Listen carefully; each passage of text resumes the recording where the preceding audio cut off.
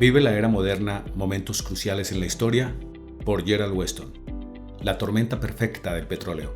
Los precios del petróleo siempre han subido y bajado. Muchos recordamos la guerra de precios de la gasolina en los años 50, cuando las principales cadenas expendedoras de combustible de vez en cuando redujeron sus precios por debajo del nivel de utilidad, con la esperanza de presionar a las estaciones independientes hasta sacarlas del negocio. Al menos por un tiempo, los consumidores disfrutaron de esas guerras de la gasolina porque se reflejaban en precios muy bajos. La Organización de Países Exportadores de Petróleo, OPEP, fue fundada en 1960 por 4 estados del Medio Oriente y Venezuela. Desde entonces ha crecido hasta incluir muchos otros países, la mayoría de ellos del Oriente Medio y África. Pocos prestaban mayor atención a la OPEP antes de octubre de 1973, cuando los miembros árabes impusieron un embargo contra las naciones que apoyaron a Israel contra sus vecinos árabes en la guerra de Yom Kippur. Los precios de la gasolina subieron por las nubes, hubo racionamientos y en los Estados Unidos se redujeron los límites de velocidad en las carreteras. Los días del petróleo barato habían terminado, al menos por unos decenios. Aunque el embargo terminó en marzo de 1974, los precios subieron de 25 centavos el galón en algunas partes a $1.50 y más antes de terminarse la década. Hubo una época cuando el mayor consumidor mundial de petróleo, Estados Unidos, parecía destinado a seguir estando a merced de los productores de petróleo del Oriente Medio. Entonces apareció la fracturación hidráulica, técnica empleada en un principio para extraer gas natural de la lutita y que más tarde resultó económica para extraer petróleo. Eso estimuló la explotación de los yacimientos de lutita en Dakota del Norte, Oklahoma y otros estados. En pocos años, Estados Unidos se convirtió en exportador de petróleo y los precios comenzaron a estabilizarse y aún a bajar.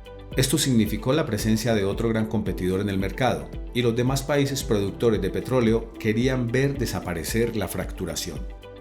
La independencia energética debería ser buena noticia, al menos para Estados Unidos, tal vez no para otras regiones petroleras del mundo.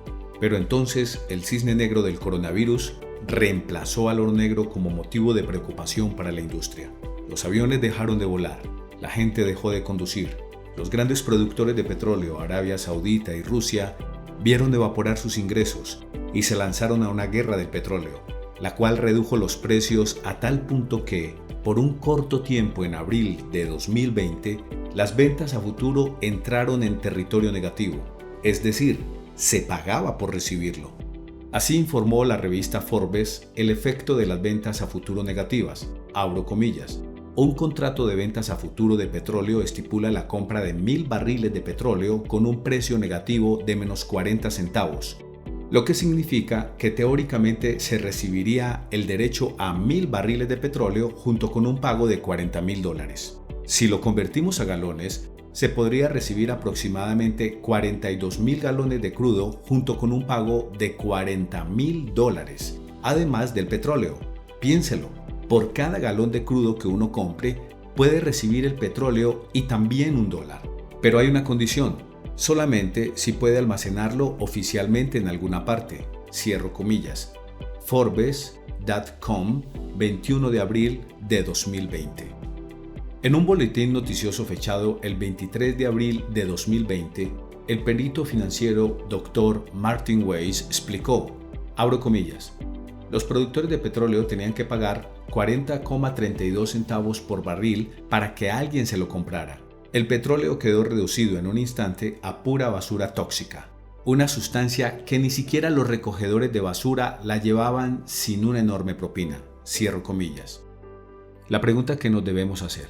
Todo lo anterior es ejemplo de lo que está ocurriendo en las naciones y en miles de aspectos dentro de las economías de todo el mundo. Estamos en un momento crucial de la historia moderna, y su pleno efecto seguramente no se conocerá hasta transcurrido algún tiempo, tal vez años, después de que la actual pandemia solo sea un recuerdo histórico.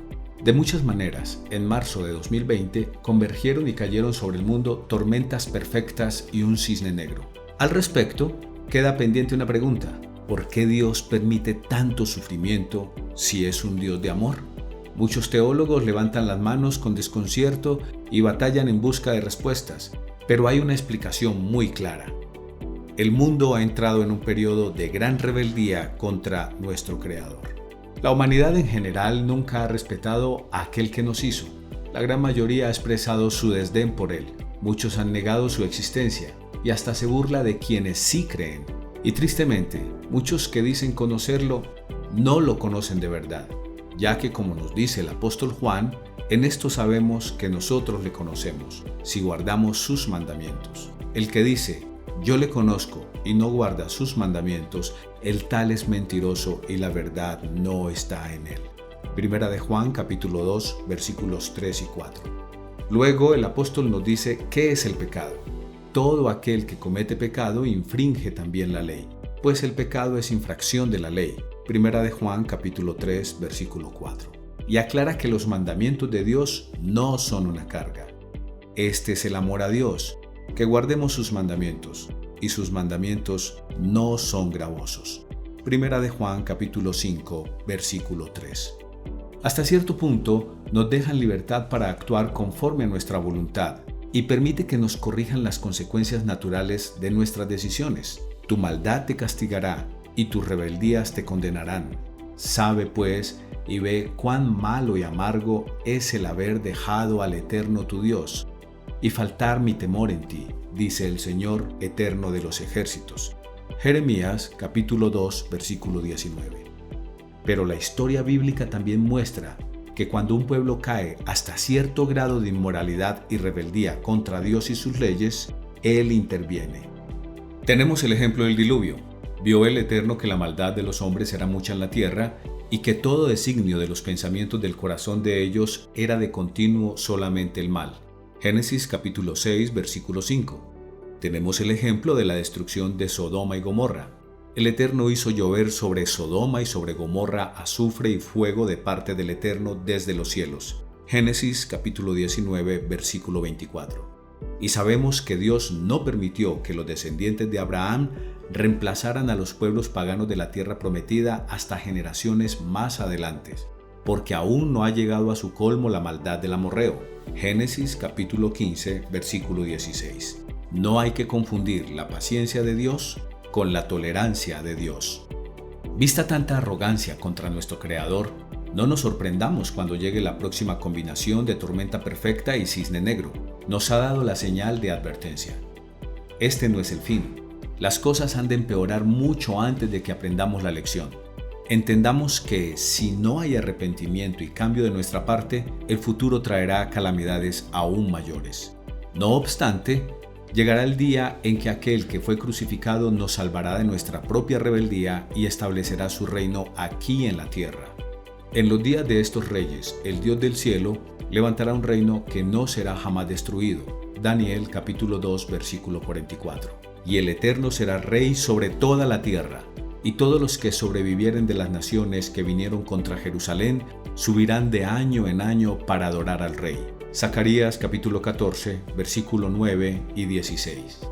Esta es una afirmación asombrosa y muchas personas que leen este artículo probablemente tendrán dificultad para creerla, pero es el mensaje que nos trajo Jesús. Si usted no ha descargado nuestro folleto gratuito titulado ¿Conoce usted el verdadero evangelio?, le invitamos a hacerlo ahora. En medio de tantas malas noticias, esta es la buena noticia y es la razón por la que oramos así: venga tu reino.